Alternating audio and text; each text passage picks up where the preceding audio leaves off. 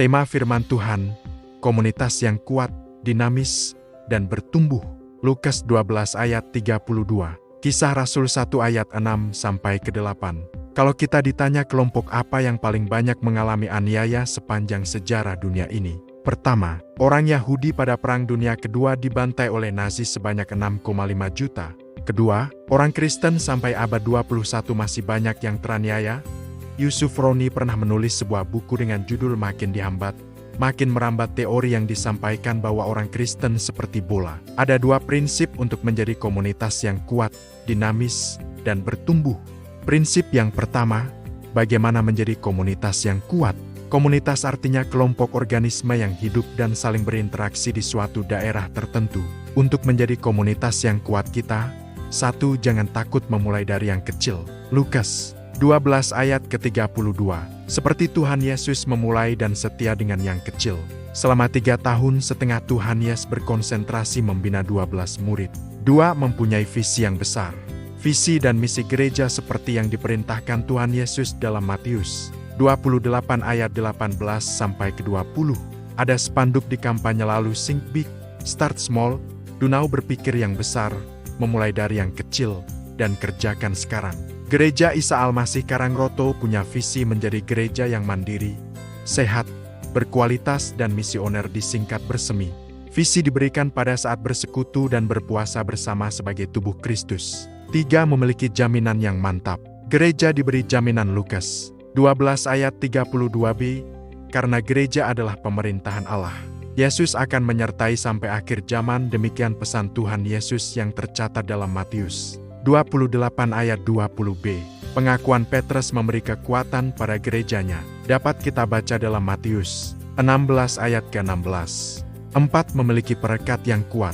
Komunitas perlu memiliki perekat, yaitu kasih agape, seperti yang diajarkan Tuhan Yesus dalam Yohanes 13 ayat 34-35.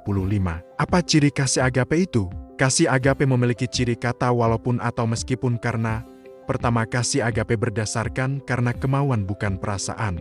Kedua, kasih agape bertujuan untuk kebaikan orang yang dikasihi. Ketiga, kasih agape perlu pengorbanan dari yang mengasihi.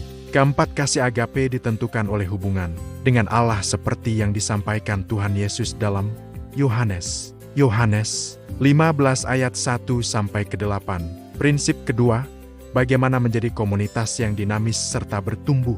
Dinamis artinya penuh semangat dan tenaga sehingga cepat bergerak dan mudah menyesuaikan diri dengan keadaan. Bagaimana dengan gereja Isa Al-Masih Karangroto? Gereja yang dinamis akan bertumbuh menjadi besar seperti apa yang diumpamakan Yesus, yaitu biji sesawi dan ragi. Matius 13 ayat 31-35. Biar dinamis perlu meningkatkan sumber daya manusia yang sudah ditransformasi, yaitu mengalami perubahan bentuk, seperti Tuhan Yesus mempersiapkan murid-muridnya. Apa saja yang termasuk proses transformasi itu?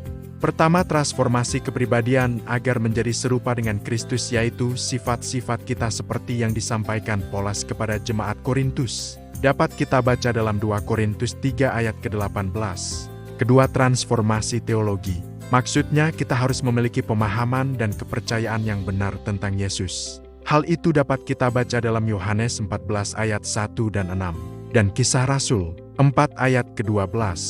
Keempat, transformasi kuasa, di mana gereja tidak boleh mengandalkan kekuatannya, yaitu kuasa dan hikmatnya sendiri, seperti yang dipesankan Tuhan Yesus sebelum naik ke surga. Dalam Kisah Rasul 1 ayat 8, Tuhan Yesus berpesan agar mereka tidak meninggalkan Yerusalem, karena mereka akan menerima kuasa. Kata kuasa berasal dari kata dunamis atau dynamite yang digunakan sebagai bahan peledah untuk menghancurkan. Artinya kuasa yang akan mereka terima memiliki kekuatan yang dahsyat. Kelima, transformasi orientasi. Pada mulanya para murid berorientasi pada kekuasaan dunia. Dapat kita baca Kisah Rasul 1 ayat 6, tetapi orientasi yang benar menatap ke depan. Orang yang kehilangan masa lalu, kehilangan identitas. Orang yang kehilangan masa kininya, kehilangan kesuksesan, sedangkan orang yang kehilangan masa depan, kehilangan harapan. Proses transformasi yang kelima adalah transformasi pandangan kesukuan dan geografis. Murid Yesus berpikir hanya untuk 12 suku Israel dengan luas wilayah 192 kali 64 km seperti yang disampaikan dalam Kisah Rasul 1 ayat ke-6. Tetapi Tuhan Yesus membuka cakrawala berpikir mereka seperti yang disampaikan dalam Kisah Rasul 1 ayat ke-8. Keenam, transformasi kelemahan manusia. Kita tahu bahwa Simon yang menyangkal bisa menjadi pengkhotbah hebat itu dapat kita baca dalam Kisah Rasul 2. Kisah Rasul 4 ayat 7. Rasul Paulus mengalami perubahan radikal seperti yang dikisahkan dalam Kisah Rasul 9 ayat 3-16. Yang ketujuh adalah transformasi keberanian dan rasa takut. Orang berdosa berani berbuat dosa dan berkata dusta, orang benar harus berani berbuat dan berkata benar. Seperti Petrus yang dengan berani menyampaikan imannya di hadapan mahkamah agama. Transformasi yang terakhir adalah transformasi strategi. Tuhan Yesus berkata dalam Kisah Rasul 1 ayat 8b, kata sambung yang digunakan adalah kata dan hal ini menunjuk pada kebersamaan atau serempak bukan bertahap. Murid-muridnya keliru menangkap apa yang disampaikan Tuhan Yesus, sehingga perlu penganiayaan supaya tersebar di berbagai kota. Dari apa yang sudah disampaikan dapat diambil kesimpulan. Akhirnya mari kita pegang kedua prinsip tersebut sehingga bisa menjadi GIA yang BERKWLITA, sehat, dinamis, dan misioner. Maka kita akan bertumbuh baik kualitas maupun kuantitas. Kita bisa menjadi gereja yang mandiri, berkualitas, dan misioner. Tuhan memberkati kita semua. Amin.